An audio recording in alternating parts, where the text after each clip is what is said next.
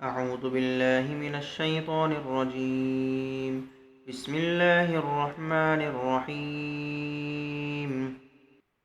إن الذين كفروا بآياتنا سوف نصليهم نارا كلما نضجت جلودهم بدلناهم جلودا غيرها ليذوقوا العذاب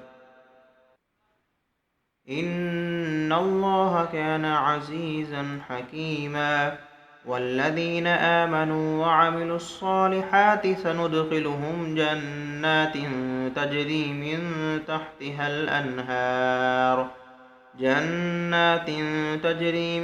تحتها الأنهار خالدين فيها أبدا لهم فيها أزواج مطهرة وندخلهم ظلا ظليلا إن الله يأمركم أن تؤدوا الأمانات إلى أهلها وإذا حكمتم بين الناس أن تحكموا بالعدل إن الله نعم يعظكم به إن الله كان سميعا بصيرا يا أيها الذين آمنوا أطيعوا الله وأطيعوا الرسول وأولي الأمر منكم فإن تنازعتم في شيء فردوه إلى الله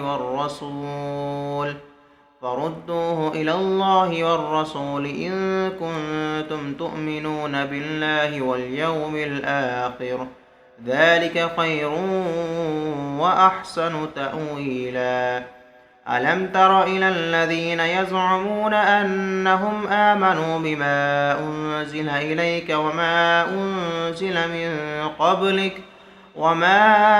أنزل من قبلك يريدون أن يتحاكموا إلى الطاغوت وقد أمروا أن يكفروا به ويريد الشيطان أن يضلهم ضلالا بعيدا وإذا قيل لهم تعالوا إلى ما أنزل الله وإلى الرسول رأيت المنافقين يصدون عنك صدودا فكيف إذا أصابتهم مصيبة بما قدمت أيديهم ثم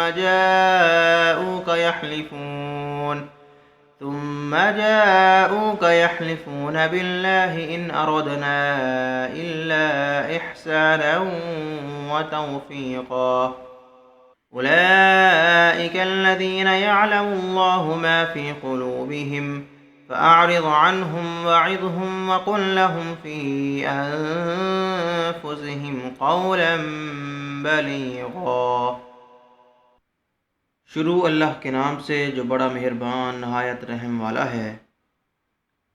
बेशक वो लोग जिन्होंने हमारी आयतों का इनकार किया अनकरीब हम उनको आग में दाखिल करेंगे। जब कभी इनकी खालें खूब जल जाएंगी तो हम इनकी खालों को दूसरी खालों से तब्दील कर देंगे कि अज़ाब का मज़ा चख लें। बेशक अल्लाह ज़बरदस्त है, हिकमत वाला है।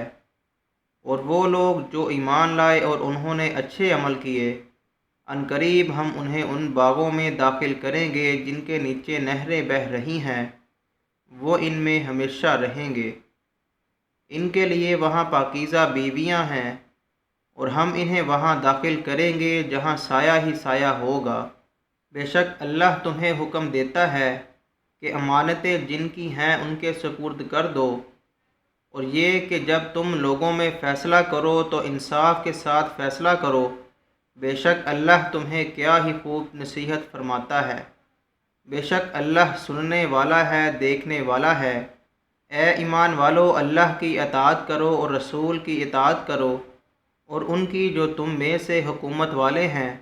फिर अगर किसी बात में तुम्हारा इख्तिलाफ हो जाए तो अगर अल्लाह और आखिरत के दिन पर ईमान रखते हो तो इस बात को अल्लाह और रसूल की बारगाह में पेश करो। ये बेहतर है और इसका अंजाम सबसे अच्छा है।